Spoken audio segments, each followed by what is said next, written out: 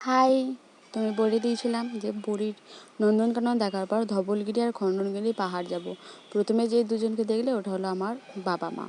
তো আমরা প্রথমে দুপুরবেলায় খাওয়া দাওয়া করেছিলাম। খাওয়া দাওয়া ছিল ভাত, পটল চিংড়ি, ডাল আর মাংস, বেশি কিছু করেনি। তারপরে আমরা খাওয়া দাওয়া করে বাসে চেপে চলে গিয়েছিলাম ধবলগিরি আর খণ্ডগিরি পাহাড়ে। সেখানে ধবলগিরি পাহাড় যেটা ছিল, সেখানকার ওপরে উঠলে যে গোটা পুরীর যে ভিউ, সেটা এত সুন্দর, তুমি নিজস্ব চোখে না দেখলে তোমরা সেটা বিশ্বাস করতে পারবে না। আর সেখান থেকেই তার পাশে আর একটা মন্দির, আরও উঁচু মন্দির, সেটা দেখা যায়।